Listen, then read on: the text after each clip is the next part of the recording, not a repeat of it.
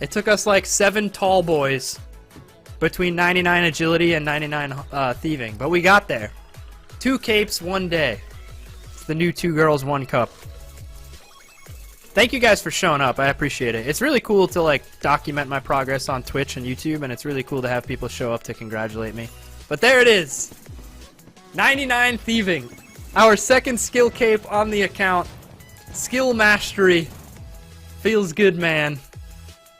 Sugnim is gifting 20 subs! Dude, what the heck? Thank you so much, Sugnim. That's one way to show up in a YouTube video, I guess. Alright, what is up, boys? It's great to see you again. It feels like it's been a while since I've gotten the ability to talk to you, since the last 2 videos have just been me putting music behind our clips towards 99 in the first 2 skills. But as you can see, we did finish off 99 thieving today, so our level 3 Iron Man skiller now has 99 thieving and 99 agility. So the trim skill cape was pretty awesome. As you can see from the clip on screen, we got 50 Hunter. Hunter is next up on the list. I do plan to go at least until level 90 so that we can get Ring of Recoils. Obviously, I've mentioned in previous episodes, the Ring of Recoil is going to be the way that we're able to do most of our quests because we can't kill quest mobs or we'll gain XP, and we don't want to gain XP and ruin the skiller. So using Ring of Recoils to kill things is going to be our best option. And Hunter getting it to 90 will allow us to hunt on the Arc, and the Arc creatures have a chance. I believe it's actually a pretty common chance to give Ring of Recoil, so we should be able to stock up on them pretty quickly once we hit 90 Hunter. But I decided to stop at 50, and the main reason for that is because when hunting Skillchompas in RuneScape 3, you have a chance to get the player-owned farms Skillchompas to put into your paddocks on your player-owned farm, which will be probably our primary source of experience and our most consistent source of experience on the way to 99 farming on this account. But I learned that you can't actually get the rare Skillchompa drop from Hunter unless you have unlocked and done the player-owned farms tutorial. And in order to do player-owned farms, you need 20 construction and 17 farming. So as soon as we hit 50 Hunter, I decided to stop for a brief moment to go ahead and rush 20 construction and 17 farming. At first, I was just turning over the manure pile at player-owned farms because I literally had no idea, aside from picking flax, how to get low-level farming XP without the ability to use seeds. And I didn't feel like waiting to pickpocket seeds from master farmers and then grow things. But luckily, someone came through in the clutch and reminded me that bag plants exist. And bag plant 1 can be purchased from Falador, and then you can just build them and remove them in your player-owned house to get XP in both farming and construction. So we just got a couple inventories worth of bag plants, ran back and forth from the Taverley Bank to our house portal, and then made and removed as many bag plants as we could. And we got to both 20 construction and 20 farming, which gave us the requirements to unlock player-owned farms. So we unlocked player-owned farms.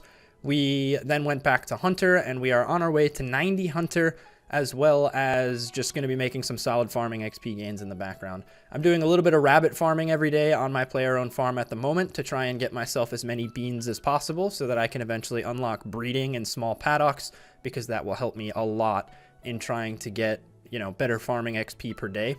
And we'll just see how many Skillchompas I end up with. I think it's like 1 out of every 3,000 box traps, you're going to get 1 Skillchompa, or 1 player-owned farm Skillchompa, that is.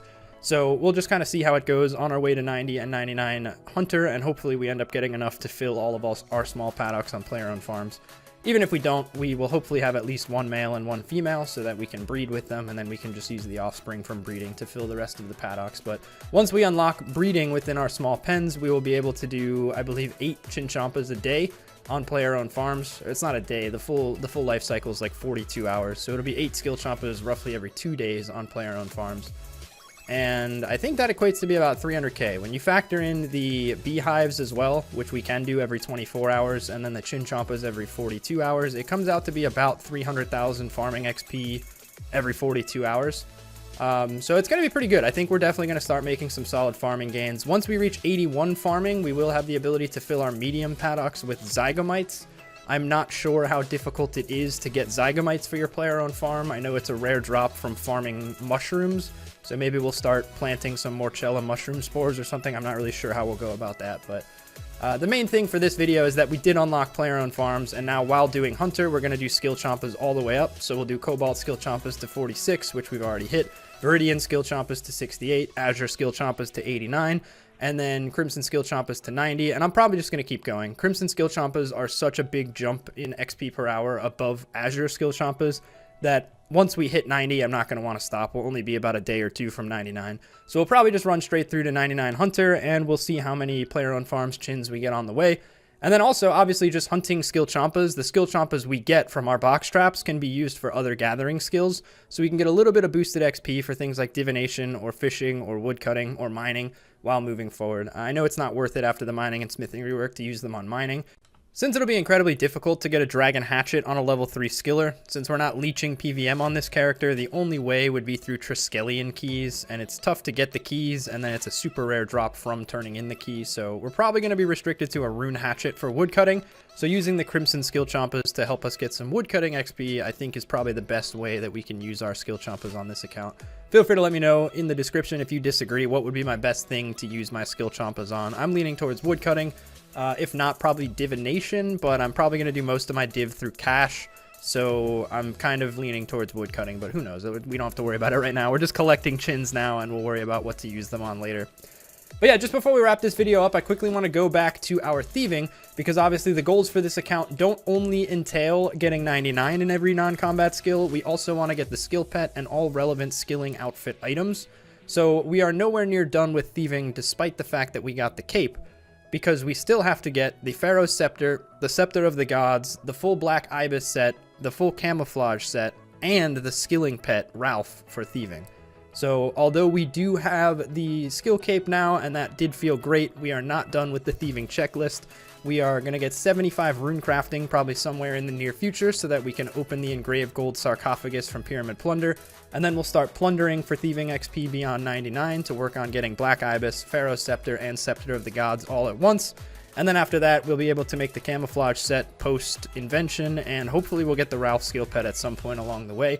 But I have a feeling that thieving will definitely be one of the skills that we get to 120 on this account, since we have so many things to get for our checklist on the level 3 skiller.